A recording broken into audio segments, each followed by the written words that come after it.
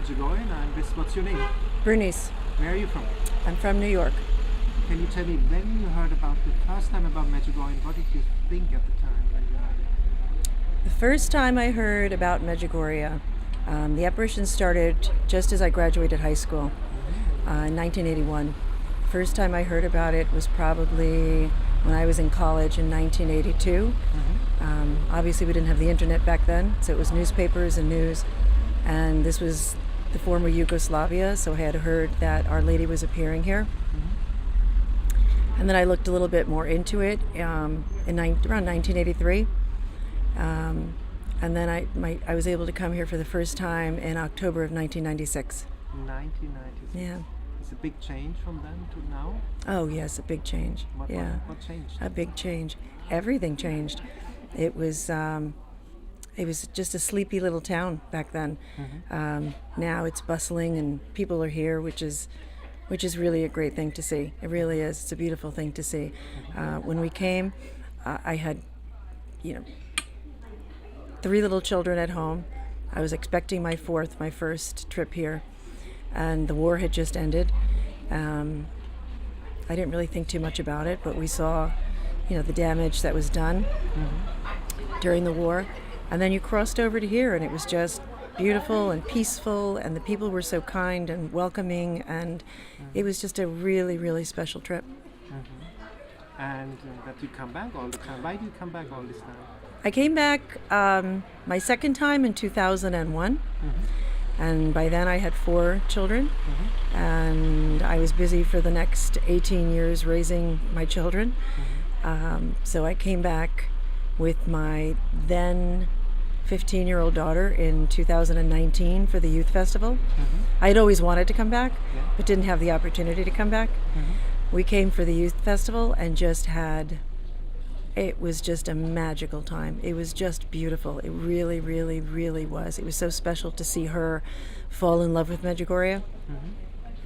And oh my goodness, after coming back that time, I said to myself, I'm never waiting that long again to come back here. Here you are again. Yeah, and here I am again. And you pray the Rosary? Every day. Why? Because I love Our Lady and she asked us to.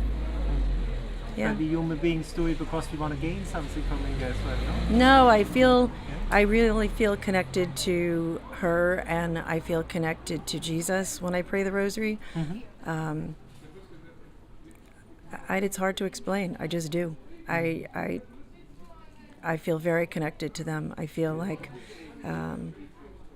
it's like holding her hand, especially in the times that we're living in now. They're so uncertain and scary, and she's our mom, and she will help us. So I trust in what she tells us.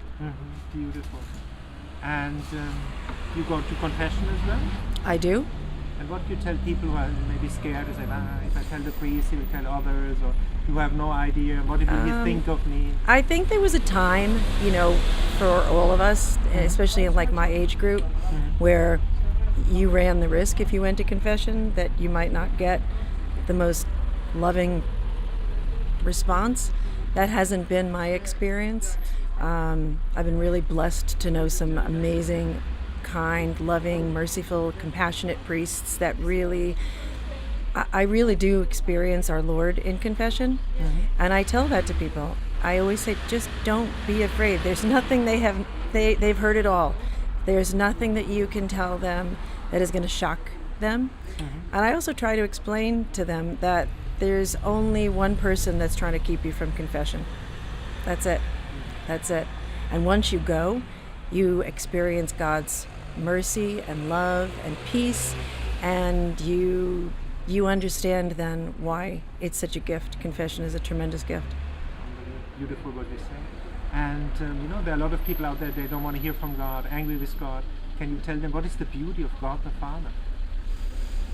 I understand if you have had something really bad happen in your life and that you might be looking to blame somebody.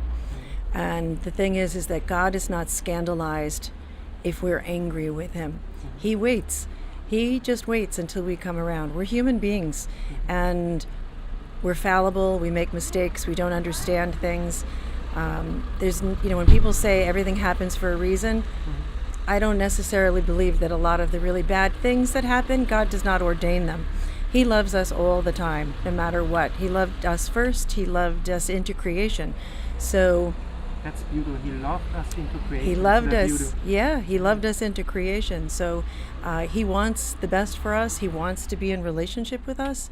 And we're the ones, he loves us so much that he gives us the option to not have a relationship with him. How can we have this relationship, if I may ask?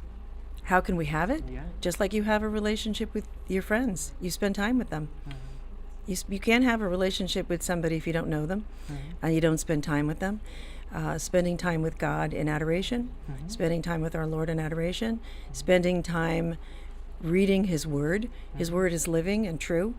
And in order to get to know Him, we have to read His Word. So those are the ways that you get to know Him. It's even if you just sit in silence with Him.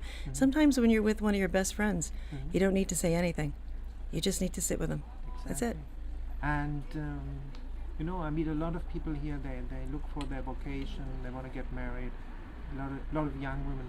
You are married? You have 4 children. I have 5 children. 5 children. Wow. 3 grandchildren. Wow, beautiful. I know. And Super lucky.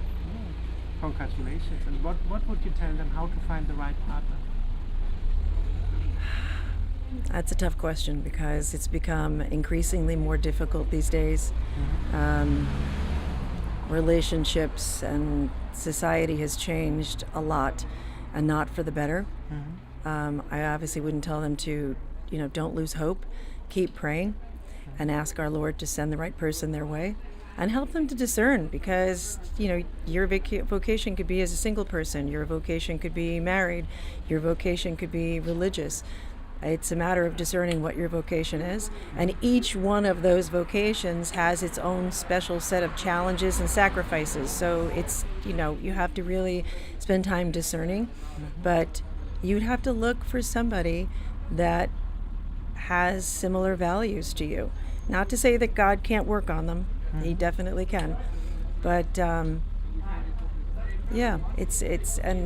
don't know. My advice would be to stay away from all those apps and things where to me, they're just disrespectful of your dignity as a man and a woman. That's just my opinion. And this is amazing. And you are married a long time. What would you tell them how to keep a marriage happy and lasting? Forgiveness, and perseverance. Beautiful. Yeah. And at the end, I think, what do you do if you have to make some promotion for Medjugorje? What would you tell? What is so special about Medjugorje? Maybe somebody should come. Sometimes you hear the argument that it's not approved. It's people have all sorts of different excuses as to why they haven't come here. I always tell them, just come. You can't form an opinion about a place or say about a person if you're going to say that. If you haven't met them or if you haven't been there, come and see. This is, to me, this is such a grace from God. Our Lady's coming down here every single day to teach us, to guide us, to help us.